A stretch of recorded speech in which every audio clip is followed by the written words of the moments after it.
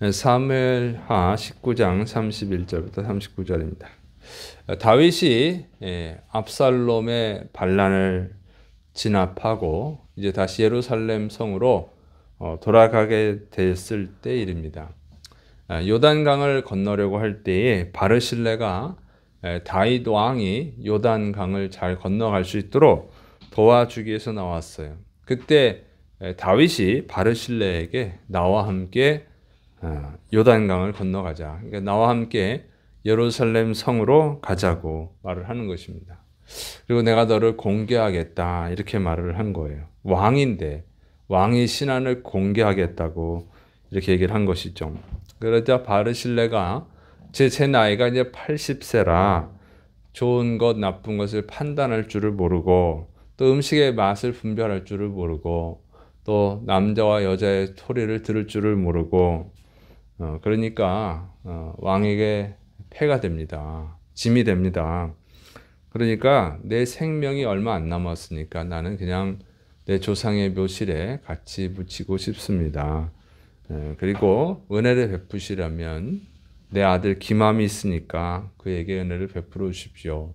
이렇게 얘기를 합니다. 그랬더니 다윗이 바르실레의 말을 듣고 그 아들 기맘을 데려가고 또 바르실레에게 네가 원하는 것이 있으면 무엇이든지 얘기하라. 내가 다 들어주겠다. 이렇게 말을 합니다. 여기서 보면은 이 다윗이 왕인데 바르실레에게 굉장히 좋은 감정을 갖고 있음을 알 수 있죠. 바르실레에게 어떻게 하면 좋게 해줄까? 어떻게 하면 바르실레의 마음을 기쁘게 해줄까? 하는 그런 것을 볼 수 있어요. 다윗이 왕인데 왜 이렇게 바르실레에게 은혜를 베풀려고 하는가 하면 그것은 압살롬이 반란을 일으켜서 다윗이 도망갈 때에 바르실레가 이 다윗과 그의 신하들, 그의 군대를 위해서 음식을 대접했기 때문에 그래요. 그런데 그것은 바르실레가 부자였으니까 물론 가능합니다. 그러나 부자였다고 다 가능한 것은 아니죠. 다른 사람들도 있죠, 부자들은. 그런데 그 상황에서 다윗을 공개하는 것은 그런 죽음을 각오해야 되는 거예요. 압살롬이 이기게 되면 바르실레는 곧바로 죽임을 당할 거예요. 다윗을 도와줬다고 죽였을 겁니다. 그런데 그걸 감수하고 바르실레만 죽는 게 아니라 바르실레 가족까지 다 죽게 되죠. 사울 왕이 다윗을 죽이려고 할 때, 다윗이 도망갈 때 도와줬던 제사장들과 제사장들의 가족이 다 몰살을 당했잖아요. 사울 왕이 다 죽여버렸어요. 그런 것처럼 이 다윗을 도왔다가는 이 바르실레도 압살롬에게 다 죽을 수도 있어요. 그걸 감수하고 도와줬다는 거예요. 그러니까 다윗이 그것을 잊을 수가 없는 거예요. 정말 사람이 어려울 때, 정말 힘들 때 도와주는 것은 그것은 힘들지 않을 때, 평안할 때 도와주는 것과 상대가 안 되는 거죠. 그러니까 그걸 잊을 수가 없는 거예요. 너무너무 고마워서 다윗이 왕이지만 공개하겠다. 내가 공개를 하겠다. 너를. 네가 원하는 건 다 이루어주겠다. 이렇게 했다고 하는 것이죠. 자, 이것은요.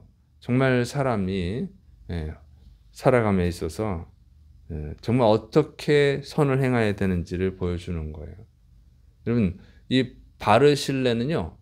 정말 어떤 것도 바라지 않고 어떤 대가도 바라지 않고 오히려 죽을 것을 각오하고 다윗을 도와줬거든요. 이게 진짜 선한 일이라고 하는 거죠. 이런 선을 행하면 잊을 수가 없는 거예요. 다윗이 왕인데 이렇게 바르실레에게 은혜를 갚으려고 하죠. 자, 이렇게 생각해 보세요. 이런 식으로 하나님을 섬겨야 된다고 하는 거예요. 뭔가 바라고 하나님을 섬기는 것은요. 하나님께 큰 감동이 안 돼요. 바르실레가 다윗 왕이 잘 되고 있을 때, 승승장구하고 있을 때 다윗에게 잘했다고 하면요. 다윗은 그렇게 생각 안 했을 거예요. 이 사람이 나한테 뭔가 바라는 게 있구나. 이렇게 생각했을 거예요. 그런데 다윗이 도망가고 잘못하면 다윗도 죽임을 당할 수 있는 그런 위기 속에서 바르실레가 도왔기 때문에 정말 저 사람은 순수한 마음으로 도와줬구나. 이렇게 깨닫는 거죠. 그러니까 감동이 되는 거예요. 뭔가 바라고 내가 잘 되고 있을 때 뭔가 바라고 나한테 잘해주는 사람은 뭐 그렇게 큰 고마움이 없는 거예요. 근데 내가 정말 어려울 때 도와주는 사람은 정말 정말 감사한 거죠. 그래서 이런 마음으로 우리가 하나님을 섬겨야 되는 줄을 믿으시 바랍니다. 예수님이 십자가를 지고 죽기 전에 한 여인이 예수님께 향유옥합을 부어드렸어요. 그것을 예수님은 정말 감동을 받은 거예요. 다른 제자들은 가룟 유다가 주도했죠. 뭔가 의도가 있지 너 하면서 그 여자를 비난을 했지만 예수님은 십자가에서 죽으실 거거든요. 저 여자는 나의 장례를 미리 준비했다. 그래서 내가 복음이 전해지는 것마다 이 여자 행한 일도 기념해 줄 것이다. 이런 말씀하셨어요. 정말로 예수님이 죽기 직전이잖아요. 뭔가 바랄 수 있는 게 없어요. 아무것도 바랄 게 없어요. 그럴 때 선을 행했더니 주님이 그걸 잊지 않고 정말 감사하게 여기셔서 은혜를 베푸신 거예요. 이렇게 우리가 하나님을 섬겨야 될 줄을 믿으시 바랍니다. 여러분이 정말로 하나님을 섬기실 때에 뭔가 바라고 섬기면은 그것은 큰 은혜가 안 되는 거예요. 아무것도 바라는 것이 없이 주님을 섬겨야 될 줄을 믿으시 바랍니다. 그러면 큰 은혜가 있는 거예요.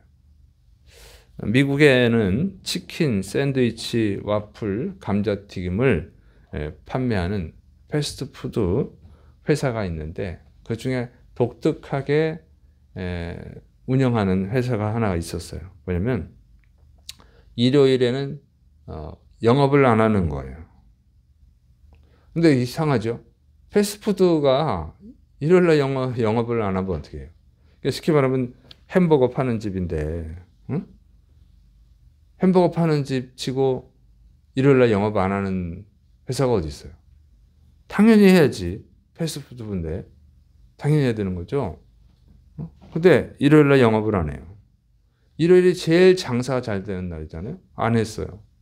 그리고 동성애자 축제를 반대한다고 공개적으로 밝혔어요. 그러면 어떻게 되겠어요? 지금 동성애자 반대한다고 그랬다가는 가만 안 있죠. 동성애자들이. 우리나라도 그렇던데 미국은 더 하죠.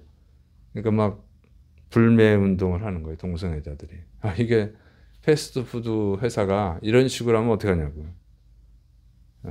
문을 닫을 작정을 하지 않고서 어떻게 하겠어요.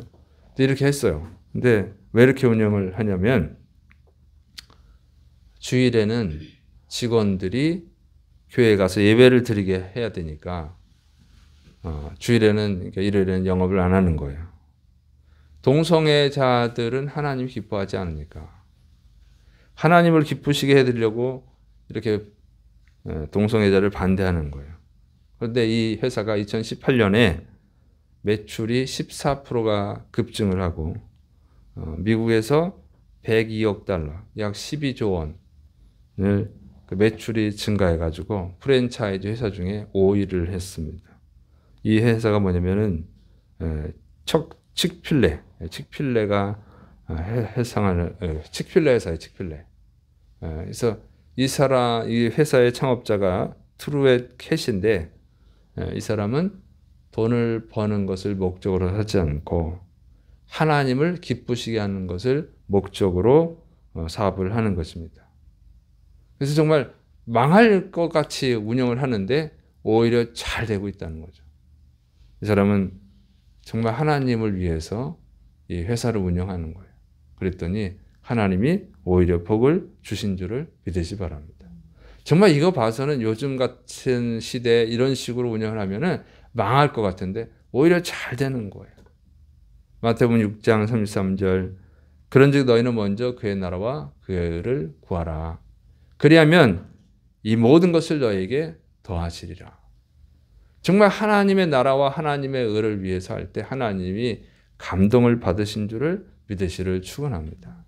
사람들은 하나님께 복을 받으려고 나와서 기도하는 사람들은 많아요. 그런데 그렇게 복을 달라고 기도하는 것 자체가 여러분 하나님 앞에 사실은 유치한 거예요. 하나님이 누구십니까? 하나님은 자신의 독생자를 주실 정도로 인간을 사랑하신 하나님이에요. 다 주시고 싶어. 다 줄 수 있어요. 그런데 그 뭔가를 바라고 오면 그럼 뭐가 돼요? 다른 종교와 같은 거죠. 기복신앙이 되는 거예요. 기복신앙은요, 뭐냐면 신과 어떤 인격적 관계가 필요가 없는 거예요. 그건 기계적인 거예요. 자판기에다 동전을 넣으면 제품이 나오는 거죠. 내가 뭔가를 하기 위해서, 뭔가를 얻기 위해서 신을 기쁘게 하려고 하는 것은 종교적 신앙이고 기복신앙이라고 하는 거예요. 하나님은 우리랑 그런 관계를 원하지 않아요. 하나님은 우리랑 사랑하는 관계가 되기를 원하시는 거죠. 그래서 가장 사랑하는 아들을 주셨어요. 가장 하나님이 사랑하는 아들이 예수님이잖아요. 예수님을 주셨고 예수님은 자신의 생명을 주셨습니다. 근데 하나님이 우리한테 뭔가를 바라고 주셨나요? 우리한테 바랄 게 없어요. 하나님은 부족한 게 없으니까. 온 우주 만물은 다 하나님의 창조물이니까요. 그 뭔가 우리한테 얻기 위해서 자꾸 사람들은 유치하게 생각하는 것들이 있어요. 내가 헌금 많이 하면 하나님이 복을 주시겠지. 유치한 생각이에요. 그 물질이라는 건 다 하나님 주신 건데 온 우주 만물을 창조하신 하나님께 그 물질이 뭐가 얼마나 대단하겠어요. 그런 게 아니에요. 내 보물이 있는 곳에 내 마음도 있느니라. 그 물질은 우리의 마음의 편이기 때문에 마음이 당기기 때문에 그런 거죠. 하나님을 사랑하는 마음을 보시는 거죠. 그런데 순수하게 해야 되는데 뭔가 담아서 제 소원을 이루어 주세요. 이런 식으로 나가면 유치해지는 거예요.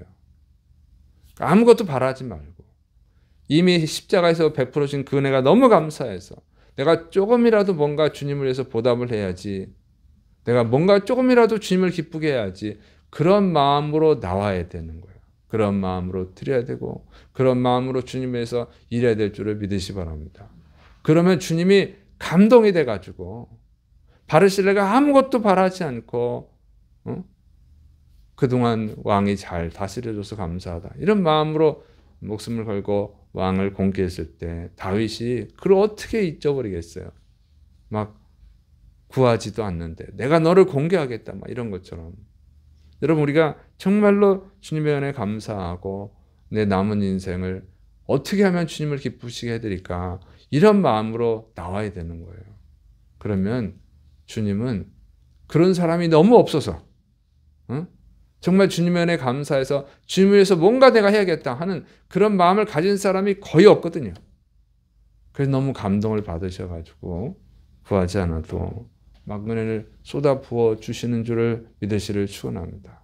그래서 여러분 무언가 얻기 위해서 주님 앞에 나오고 주님에서 일하는 것이 아니라 이미 받은 십자가의 은혜에 감사해서 주님을 기쁘시게 하기 위해서 나오는 여러분들, 남은 인생을 주님을 위해서 살아가는 여러분들 되시기를 축원합니다. 하나님께서 분명히 여러분에게 놀라운 은혜를 베풀어 주실 줄로 믿습니다. 기도하겠습니다. 사랑이 많으신 하나님 아버지, 주님의 그 십자가의 사랑에 감사할 줄 아는 마음을 허락하여 주옵시고 이제는 주님이 우리를 사랑하신 것처럼 우리가 주님을 사랑하고 주님을 기쁘게 하는 자로 살아갈 수 있도록 붙들어 주옵소서. 예수님의 이름으로 감사하며 기도드립니다. 아멘.